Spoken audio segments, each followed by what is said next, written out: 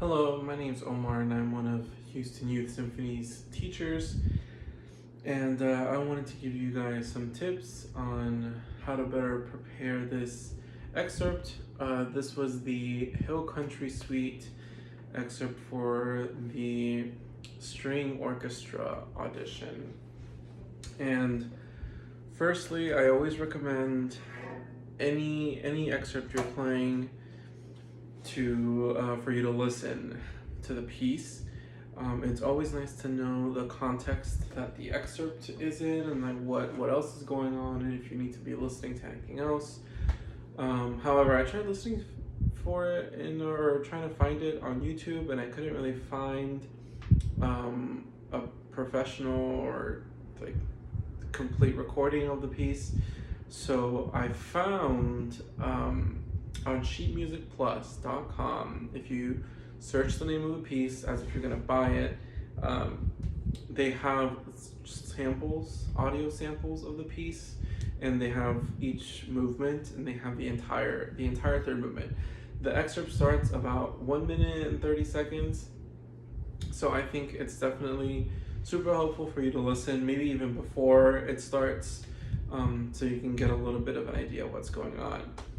Now, in terms of playing it, one of the things that I thought about when I was first playing it, since I didn't really know the piece that well, or I'd never heard it before, I went and listened to it and then came back, and it's a lot more connected, a lot more smooth than I thought. So when you have these string crossings, you want to try and have a smooth transition between the D and the A, and I used to do just open string exercises, just going from D to A, D to A, to try and figure out how much I actually need to switch between strings and how much is too much.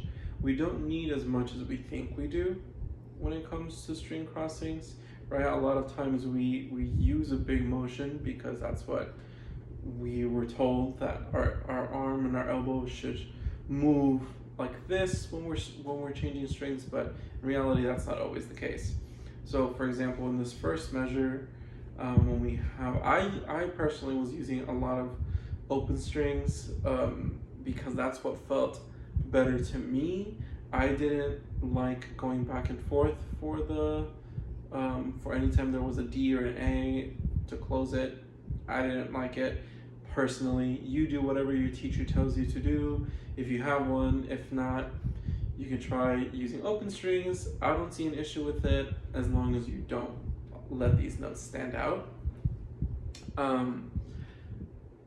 For measure 32, there is a decrescendo going into measure 33, but we're going higher in the register, so we really need to focus on doing what we naturally want to do. We want to get louder as we go higher, right? But in this case, we're being told to do the opposite. A lot of these eighth notes tend to have a tenuto marking, so you want to give them a little bit more length. I was trying to add some vibrato, if I could, to some of these eighth notes. They're not as short as I initially thought they were when I first looked at the excerpt. When I went back and listened to it, I had a different idea.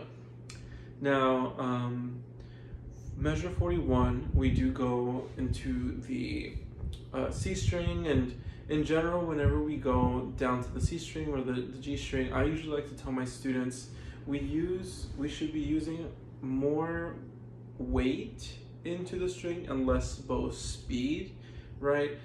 On the upper two strings, it's easier to play with faster bow speed and not too much weight, but because the lower two strings are thicker, we should really focus on our contact point and really feel that bow grabbing the string.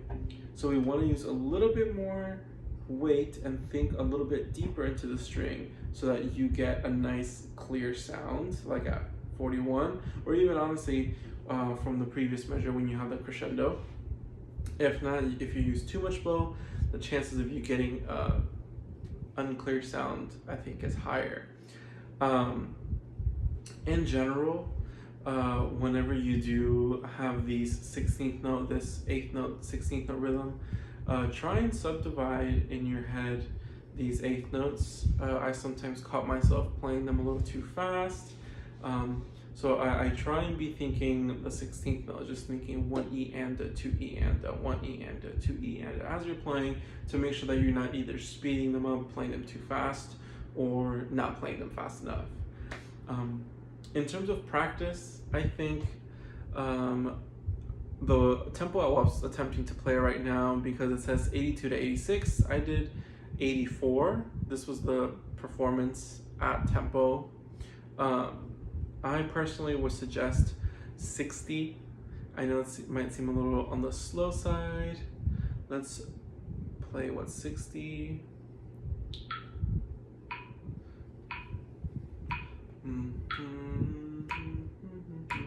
I think 60 is a good slow tempo to get yourself comfortable with the string crossings, right? And with the dynamics. And then once you feel comfortable with that, speeding it up to either 70, maybe 75, to get it a little bit closer to speed. And then I always like to be a little bit in between whenever I have a range of tempo markings. I always try and be in the middle to have a nice little sweet spot. So 84 was the tempo I was trying to play this at. And yeah, let me go ahead and try this one more time. Let me remind myself what 84 was.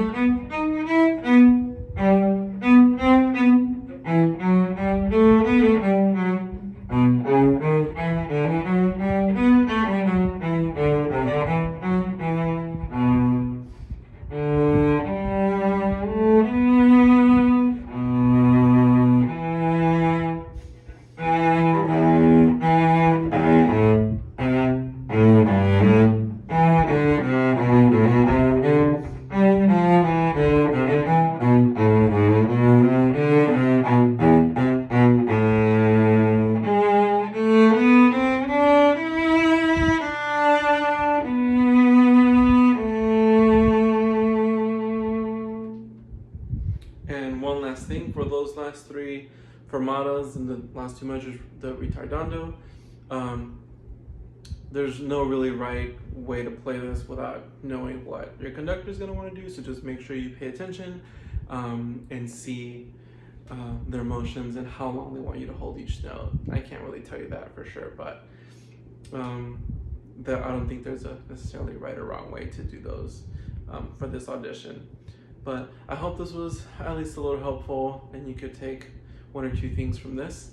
And good luck on all of your recordings.